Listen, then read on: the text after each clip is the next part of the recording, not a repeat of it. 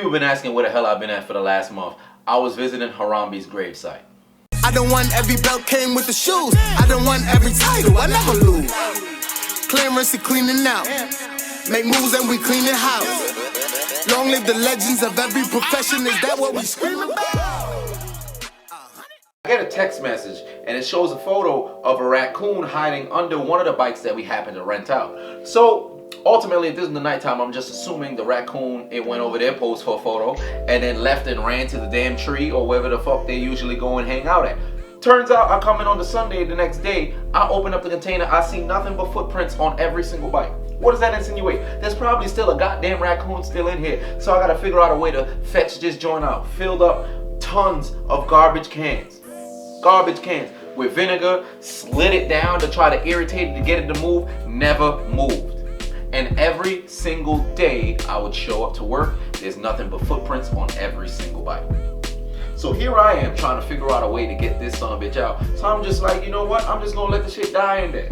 But here's another problem. We don't know if it's pregnant or not. So if it dies in there, or let's say it don't die or if it give birth, now we got more raccoons inside there. So every single day I'd go inside to work and I'd have to open up these containers oh so gingerly to where I can jump out the way, not get bit, because you never know if the raccoon gonna be right there when you open up the container or it's gonna be all the way in the back. You don't know if the whole shit is closed. How the hell the raccoon have a sense of time? They ain't got no watch to where they can look down like, okay, it's morning now. I'm gonna go to sleep because I'm a nocturnal motherfucker. No, it doesn't happen like that.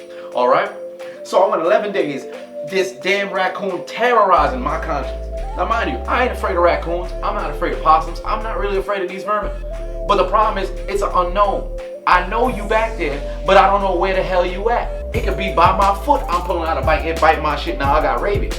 I don't want to be foaming at the mouth every time I go out to go eat something. So yesterday, I chose, you know what? This is going to be the day that I motherfucking get this goddamn raccoon the hell up out of here. So myself and two brave soldiers along with me decided, let's go into the container to go fetch this raccoon out. Got all the bites, we're trying to get the raccoon out of here.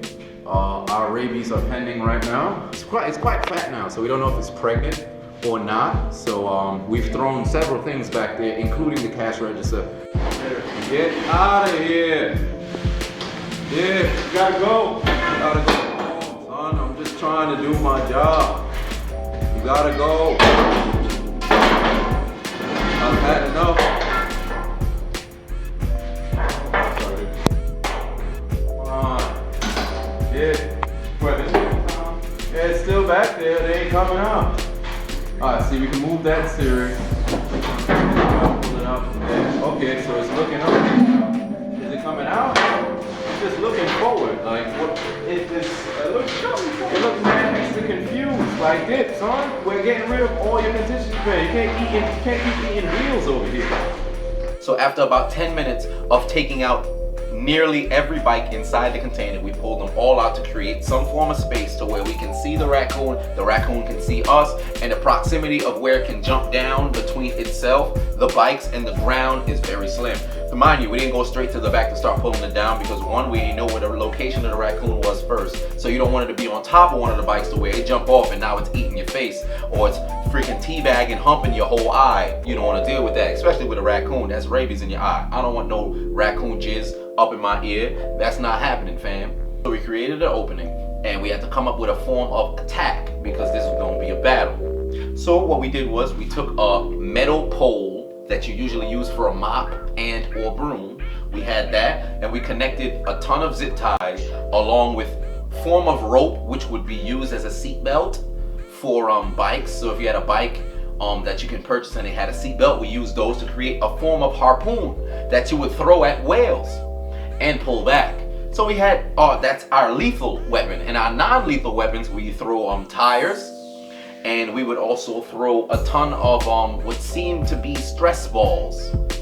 I also brought some golf balls to the battle, along with some sort of harness that you would hold stuff up to where you can you just connect it against the wall and pointing that way. Not necessarily a harness, but I use that as my boomerang. It never quite came back when I thrown it. You'll see it later in the video. But we use this as our form of attack. So the harpoon-like metal object was our fatal attack zone. We wanted to connect directly with the raccoon and sustain some sort of damage to its HP. We would throw that. And if we just wanted to alert it and get it to fucking move, we throw either the stress ball objects or the non-fatal objects. We also had a couple of rubber things that we throw at as well. I had 3 rubber bands. I used that son of a bitch like I was in 7th grade. Went through here, pulled some paper, threw it right at its tail. Got it to move a couple of times, but it still wasn't coming down.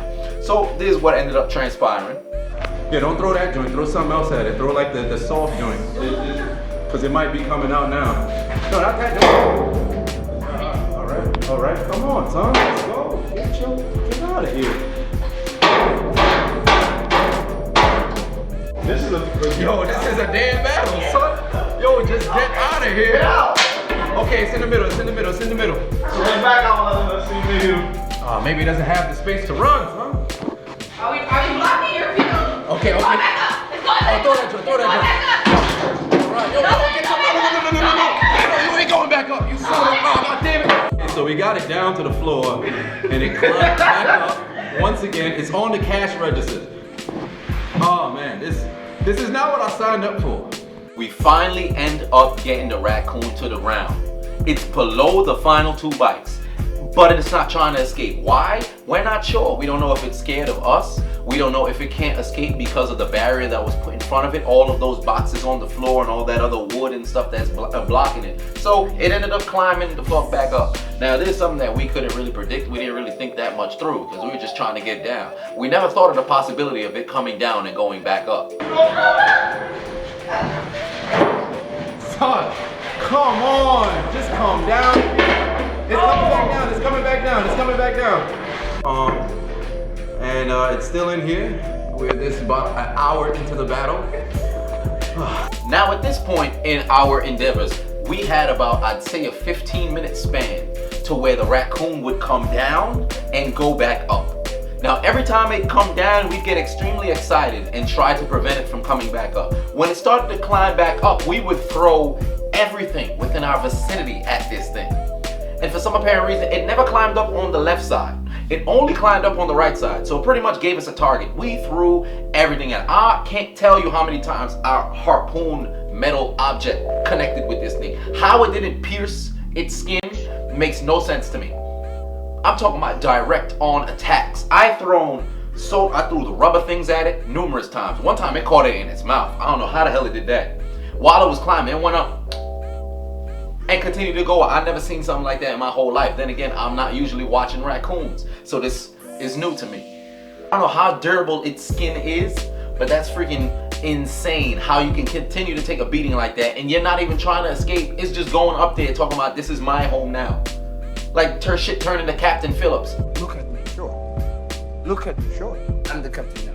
We were sweating profusely, so we had to call it halftime. The refs, they blew the whistle. It was time for us to go to our locker room. The raccoon went back to its locker room.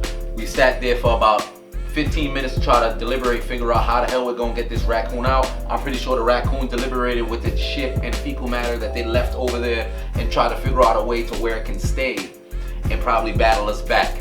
So after 15 minutes, we decided to go back in there and we got all the bikes out.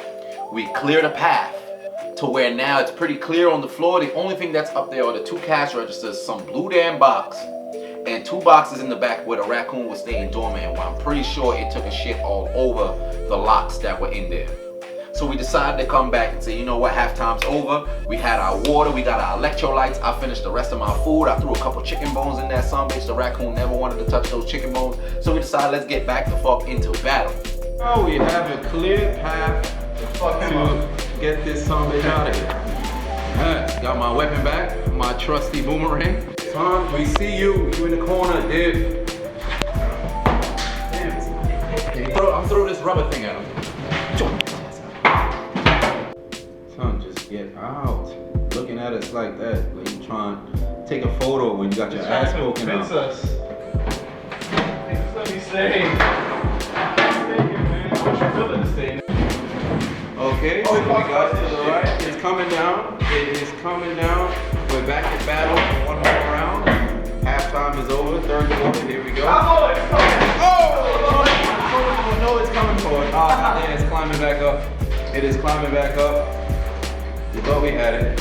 Finally, we were able to forcibly push the damn raccoon to the floor. And what does it do? It hits the floor, turns right around, and climbs the fuck back up. Now we started throwing everything at it. I started to get extremely upset. I was getting real apoplectic. I was having a conniption up in this sumbitch. I picked up a bike. I threw a not one of those huge bikes. I threw a regular bike back there. Probably fucked the bike up, so that gotta get fixed. I'm sorry about that if my manager's watching. We started throwing tires with the wheel part attached to it, so I'm talking about a complete wheel at this joint. I picked up some helmets from the front. I threw helmets at that sumbitch because I'm real tired right now. It's been about an hour 15, an hour 30 trying to get this damn raccoon out, and it's still in there for no damn reason. I went to the side. I started hitting on the side of the container to create some form of noise to get this joint irritated and run out. Never ran out. We took a whole bottle of vinegar. We used the whole bottle of vinegar this time because when I left the vinegar in there overnight, it was about, I'd say, an eighth. This time I took the whole bottle, shook it like I just won the damn Super Bowl, threw it all over the place. The raccoon still ain't move. It still ain't move. Mike, it didn't even come down. So we all, as a collective, decided, you know what? Let's just stand to the side and just push it. Let's see if it'll run out. Then, this happens. We got it out of this container and it ran into the kayak section. So it is most definitely in there. Luckily for us, it's not dangerous. So we're gonna pull out the boats one by one. We get it out of the container. It finally comes down and it walks right in front of us. We didn't move. It walks right in front of us and leaves. Now when it leaves the container, we're celebrating. We hype as fuck. What does it do? It walks out about, I'd say, a yard, looks at us, makes a U-turn, busts a U-turn, and goes into the other container. We decided, let's just pull all the damn boats out and see if we can find it, and at that point, try to lure it out. So we got about, I'd say, 75% of the boats out, and at one point we said, you know what? Fuck it. Let's just throw all the boats in that joint and submerge that joint. I really don't care for this raccoon no more. Needless to say, I don't want to go through anything like this ever again in my whole life. So that's my damn story. I had to survive. 11 days is a long ass time. I'm not fighting against no damn vermin ever again. You understand?